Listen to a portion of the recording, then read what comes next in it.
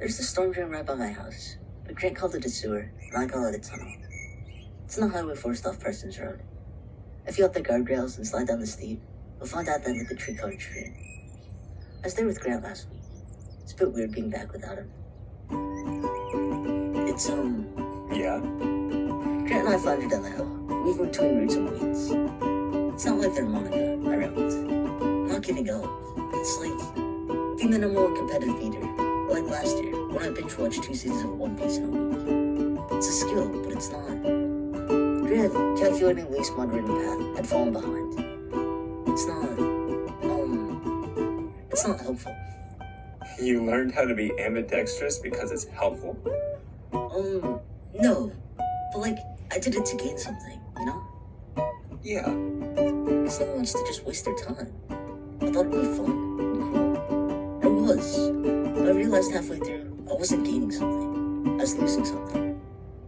I looked at Grant, who was once again several paces behind me.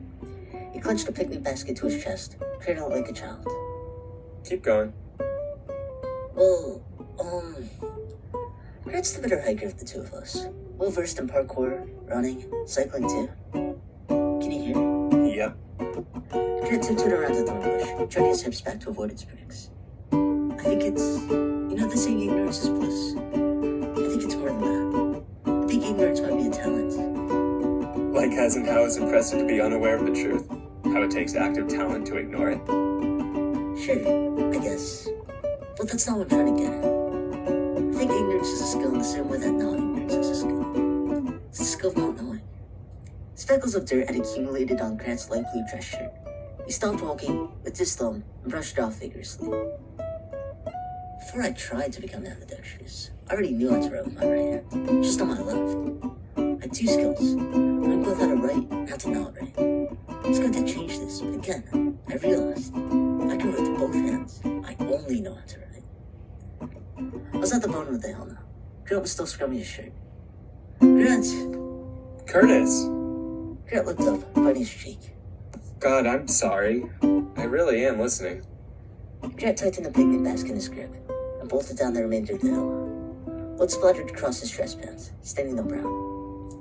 What happened to your usual hiking fit? All your other clothes in the wash?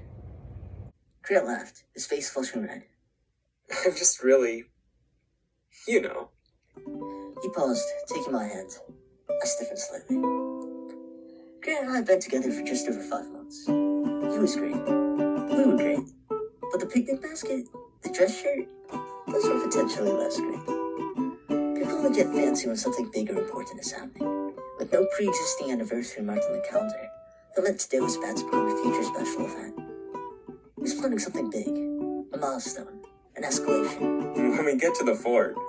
We had our own little fort in the woods, a hammock tied between 2 trees, some teepee dogs. It was pretty much the perfect date spot, minus the squeals from the nearby cars and the stench of the tunnel. So I went to the highway forest, since no one else ever wandered past. When we get to the fort, I promise I'll be more... here. I'm just so... God, screw surprises. I got us cheese and prosciutto and a little bit of wine from my parents' liquor cabinet. I just wanted to make everything perfect, and I didn't want to mess anything up on the way down, and... Grant and I were in a good place. I didn't get the rush to change anything. Let's do something new. What?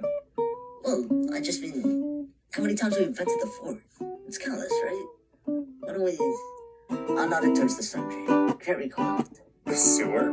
No, it's just a tunnel. Yeah, but... Would it be so cool to go on an adventure? Don't you want to know what's in there? What's at the end? Grant itched at the color of his shirt. I don't think he was used to having something so tight around his neck. That's what would make you happy? It's what we needed. Grant could be a bit rash with things. He was a romantic, which was great. But he saw things inside his head that weren't always aligned with reality. I was doing him a favor, keeping us on track. The tunnel's entrance is about 4 feet in diameter, pressed into a cobble wall. Its stone stark gray but turned brown halfway through, like 2 separate walls were Frankenstein together. Graffiti lines its ceiling, slowly being eaten by moss and time. Spiderwebs screen its sides, with nestled gnats and dead flies. A stream of what Grant called piss water runs down its center. You gotta place your feet on the side of the walls and waddle forward. Your ankles bend at these awkward proportions. Your back and neck, meanwhile, are folded in on themselves. I turn on my phone flashlight and step in. It's tighter than I remember. Brown condensation pulled onto the ceiling, drips onto my spine. Never got to finish my conversation with Grant about the skill of not knowing, but it's something I've been thinking about for a while. Not knowing how to write is a skill, just like knowing how to read is a skill. Or, a better example. Every letter you look at in the English language makes a sound. That's great, and that's useful. But doesn't it bother you how you can't turn it off? Couldn't see gibberish if you tried. Letters mean something to you, and they always will. You gained the skill of understanding English writing, but you lost the skill of not understanding English writing. Of course, when it's a simple binary like that, you obviously want the skill of understanding, the skill that's helpful. But when you can have both, don't you want both? The more I think about it, the more I feel we're just our skills. And our skills are just what we do or don't do. You gotta be careful what you learn, because some skills contradict each other. And all skills shape how you see everything else forever. A war veteran notices violence and cruelty, while everyone else, comparatively, just doesn't. Skills of knowing allow you to notice things. Skills of not knowing allow you to not notice things. Together you have balance. Together you gain the ability to shift perspective to what's most useful, not get stuck looking at the world all warped. I dug under some storm drain stalactites. That's why I'm here, actually. Not the stalactites. It's complicated.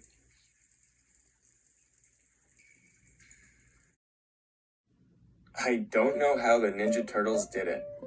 This isn't a sewage. Oh my god. I sprinted forward, bolting down the tunnel. My boots slapped the wall with a wet echo. My phone flashlight shook, illuminating only a couple feet in front of me. Curtis, what are you doing? Don't let the film up that feedback. Come on, let's go somewhere. Grant dashed behind me, resounding my footsteps. We're adventurers, explorers, free. I could hear him smiling through his dog-like pants. We stopped for a second, leaning against the wall, our chair backs like cats, and continued. Thoughts about the romantic picnic, the basket left outside, turning back. Grant was finally out of his own head.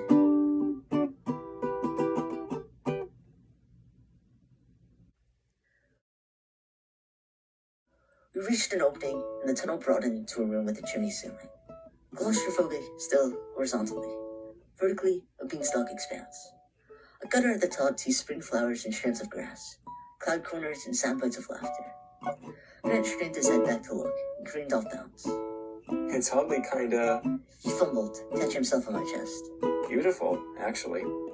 I smiled and nodded back, holding his shoulder. It wasn't beautiful, not like a pearly ocean or moonlit sky, but it was something.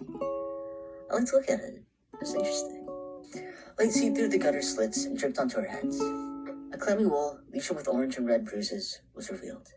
Giant gashes dissipated out, webbed into tree bark-like cracks. This would make such a cool photo shoot. Grant was big on photography, constantly making collages. A model for you. The wall looked like a series of drawers, metal handles protruding between stones. I grabbed one without thinking and began to climb. Mwah! I blew kisses to Grant's backlit outline. Mwah! Mwah! Mwah! I posed on rungs, doing peace signs, giving myself rabbit ears, showing off my gains. The flash of his phone camera blinded my eyes. Is there anything cool up there? Only me, I said. I jumped back down to the ground and ducked into the next tunnel. I motioned for Grant to follow. There's some more cool photos we could take here, you know? Grant's eyes lingered on the bruises on the wall. Yeah, I think of all the much cooler photos I had. I make sure to go slow through the tunnels, noticing everything I missed before. There's some graffiti of what looks like to be a Sour Patch Kid. There's a random brick poking out of the wall. There's lots of spider webs with no spiders. There are occasional patches of foam in the golden brown stream. I think earlier I implied that you're stuck with your skills of knowing. Like maybe the skill of understanding English. I don't think that's necessarily true. I think there might be ways to unlearn stuff. Just have to confuse, disorient, and forget it. Learning happens when you begin to recognize a pattern. So if you want to unlearn something, you just gotta break the pattern. Take in more stimulus. So much stimulus that everything is true, and therefore nothing is true. Make everything a contradiction, and see all contradictions as equally possible. If someone thinks the letter A makes the ah sound, teach them it makes the oo sound, the ch sound, the k sound too. It all cancels out into noise. Eventually everything is reset. I don't advocate for unlearning information, but sometimes the skill of knowing is outdated. contributing to a more pessimistic outlook on life, more harmful than helpful. The tunnels had the sound of rushing water. I didn't notice that before. Really only noticed Grant. The fifth tunnel wasn't like the ones before. Glossy porcelain white, rings of orange rust oozing out its entrance. It was tighter, the size of a circular welcome mat. Too small to walk, only big enough to crawl. I poked my head in and shouted, "Echo! Echo!" The ring of my voice lingered in the tunnel, ensnared and undying. Grant weaved around me and ducked him first. He seemed antsy again, like he was earlier when we were walking down. I should have noticed it and done something about it, but I didn't. I thought he was just excited. There's something, actually. I've been meaning to tell you. Grant laughed, or maybe shaked. He bowed his head to look at the floor. His crawl slowed to an inch. I just want to say, well, since I've been thinking it for a while, and since you ought to know, He said in a single breath, the words blending into one. I love you. An involuntary squeal escaped from my mouth. What was he doing? I thought with the tunnels, no picnic basket. I thought we were done with that. Why would he say that in a sewer? I covered the squeal with a cough and pushed on forward. Maybe he'd think I didn't hear. It'd be best if he thought that. I love you. Again? Fucking Grant. Give him the chance to take it back. Could have let things be normal and the same. Instead he had to go ruin everything. This is what happens when people watch too many rom-coms. They start thinking they have to hit all these milestones, and they go repeating all these words that are just other people's and don't even make sense. They take a perfectly fine thing, move it way too fast. A terrible silence grew, stretching far beyond the tunnels. I don't want to not say something. I just couldn't think of anything that wouldn't be worse than nothing. I bit my lips like I was trying to swallow my mouth.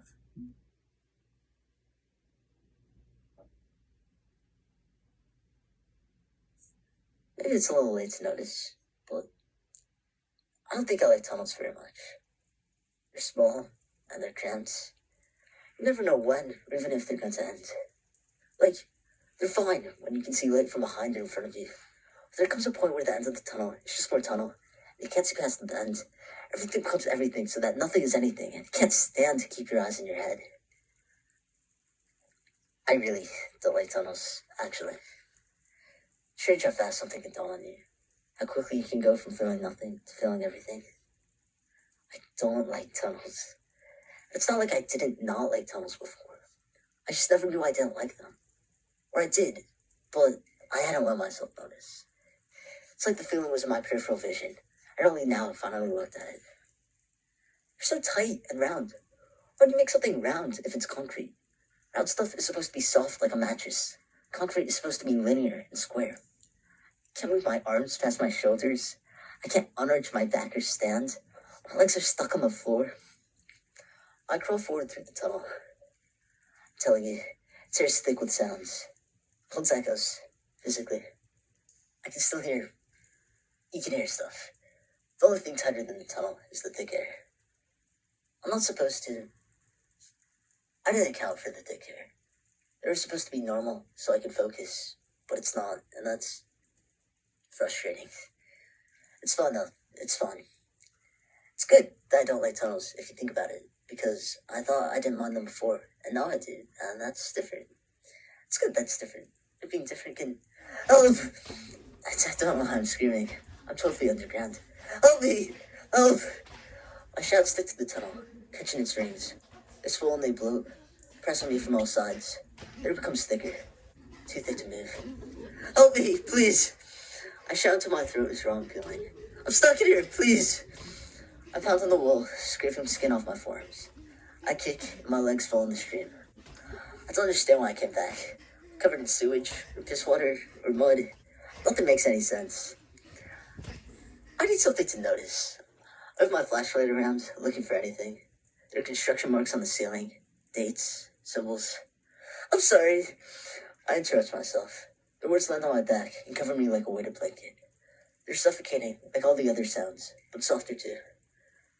I'm sorry. I'm sorry. I'm sorry. I'm sorry. All the words ever spoken in the tunnel are still here. Stories are nicer and warmer, and there's a small side tunnel. only big enough for me to stick my hand in. Wonder what it's for. Wonder if there's a bunch of mice inside. Wonder if the construction guys repair stuff they can't fit in.